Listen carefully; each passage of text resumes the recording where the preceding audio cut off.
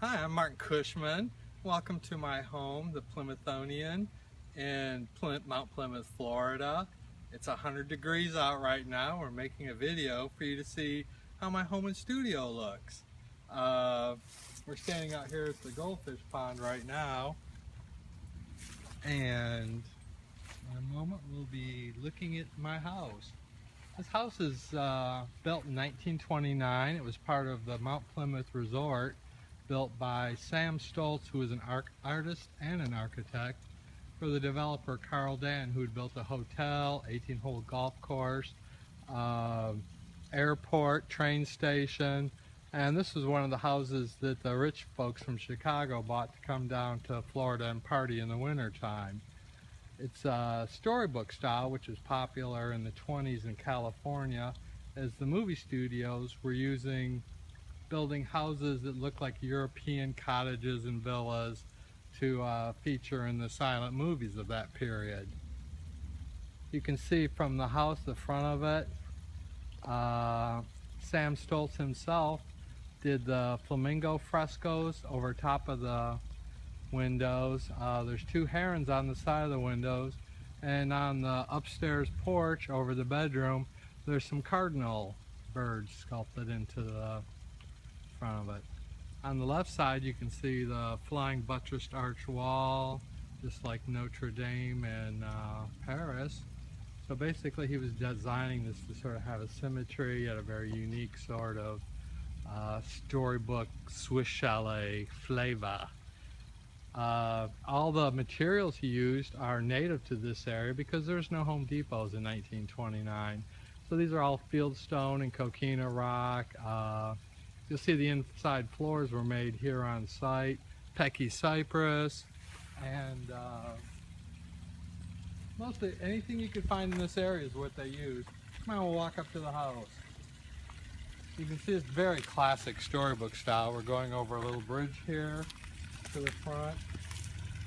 But oh look, the water hyacinths are blooming. To a little waterfall that comes down here and flows over to the pond.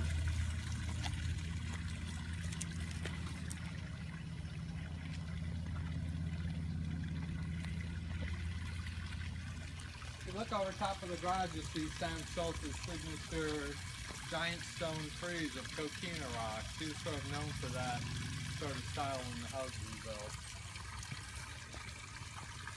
I also have to mention this is Florida and it's summertime, and every 48 hours everything doubles in size and grows. So that's why everything's sort of either overgrown or dead right now.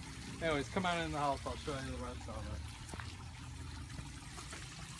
So check out this waterfall.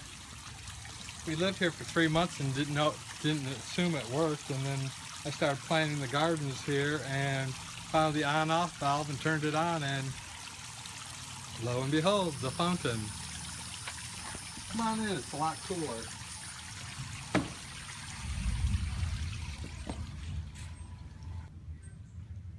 First thing I think you notice is the 20-foot beamed Pecky cypress ceiling going across here. That's all native wood. In the center is a handmade chandelier, still original to the house. And most dramatic is the fireplace here. You notice in the center of it is a plaque of pin ducks made by Sam Stoltz. The rocks came from the original buyer's home up in Indiana. You can see a lot of mica stone in there that kind of sparkled at night.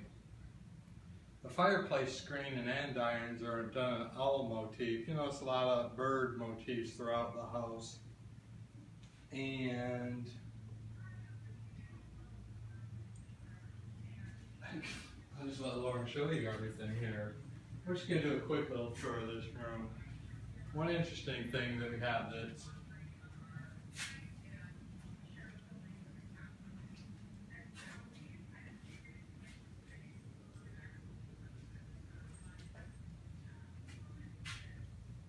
you can see I've collected a lot of stuff through the years. Being an artist, I love paintings and pottery, and also being in Florida, I love Florida souvenirs. And so Everything I buy, I always pick out to see if it looks good in the house.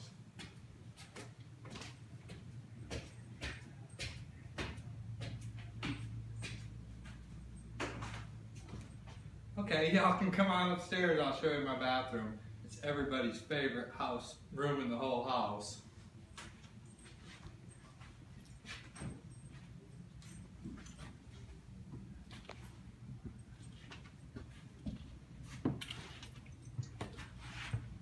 Watch step coming up these steps because this house was built for fun and it was the olden days, so there's nothing safe or common sense about this place.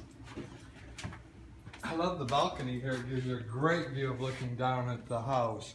And it really shows off the mosaic floors. They're all stained concrete. They would have been poured out in the yard, stained, broken up, and then reassembled here in the living room.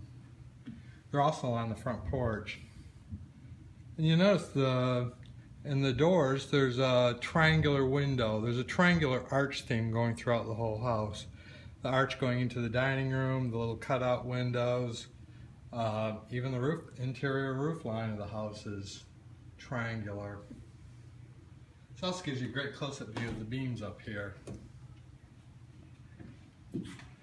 And here's the secret wall. You have to remember this house was built during Prohibition, and it was probably gangsters who were hanging out in this area, so they had to have some place to stash the booze and guns.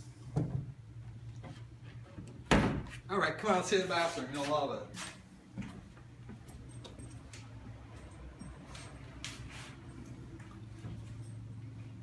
Here we go. It's a pink sunken bathtub with flamingo frescoes sculpted around the top of it. Underneath the window there are American encaustic tiles. They used a lot of expensive tile work throughout the house.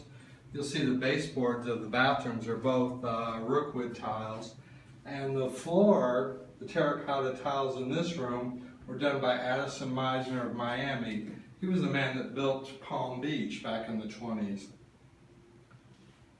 It's all original hardware and fixtures and everything. And people talk about this place having a secret walls and stuff. Actually, this bathroom cupboard here, if you take the walls out of it, you can walk all the way through the house, over the roof line, and come out in the maid's quarters and go out the garage door.